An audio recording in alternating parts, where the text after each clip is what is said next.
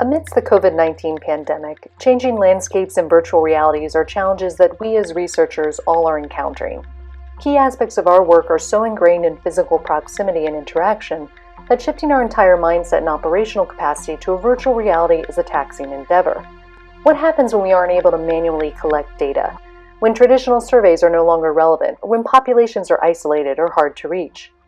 Join the Alliance for Peacebuilding for a brief video series of inspiring creative solutions that individuals have applied to some of these challenges from the peacebuilding community. Our first example comes from the Rapid Emergency Response Surveys piloted by Utz Pape from the World Bank Group. In 2017, there was a rise in need for data collection methods that were rapid, low-cost, and technically feasible across multiple conflict-affected areas. Data in these areas was already scarce, and face-to-face data collection was risky due to open conflict. The Rapid Emergency Response Survey was designed as a phone survey to be implemented quickly by local call centers at low costs. The survey was only 20 minutes and covered multiple indicators to help identify which sectors are most affected. Enumerators recorded and uploaded data digitally to a cloud-based server to map and update daily trends in real time. There was a need for data collection to assess the risk of famine in the conflict-affected areas of Nigeria, Somalia, South Sudan, and Yemen, four very drastically different contexts, geographically, politically, socially. Given the multiple risks faced by researchers, face-to-face data collection wasn't possible.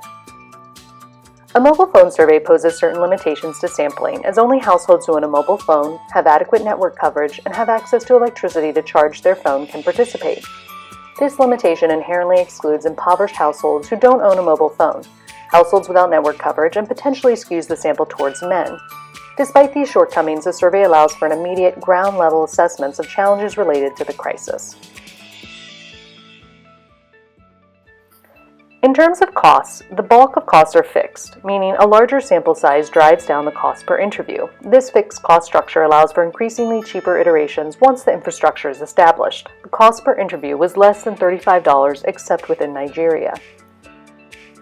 The method is also quite fast compared to traditional surveying approaches.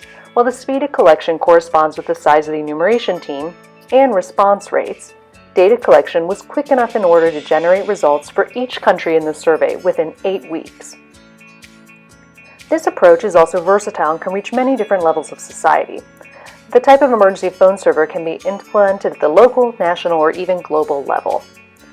During emergency situations and in complex environments, we require tools that can easily be adapted. This tool allows for multiple iterations to collect relevant, time-bound data to inform fast decision-making. First, you collect data from a small sample on various themes that could be affected by the conflict, like education, infrastructure, health, market access, and water, to determine which are most relevant. In this example, say only livelihoods, water, and market access were deemed relevant.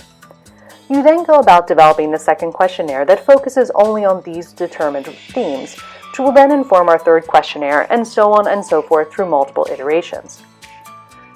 Through this adaptive design, enumerators and program designers receive relevant, comprehensive data on the situation in real time. The adaptive mechanism is also easily administered within the phone survey, and it generates increasingly high confidence level estimates with the increase in sample size.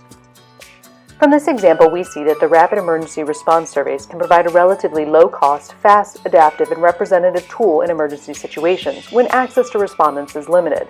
While there are critical trade-offs to its implementation, it can be a way to gather data fast to inform real-time decision-making.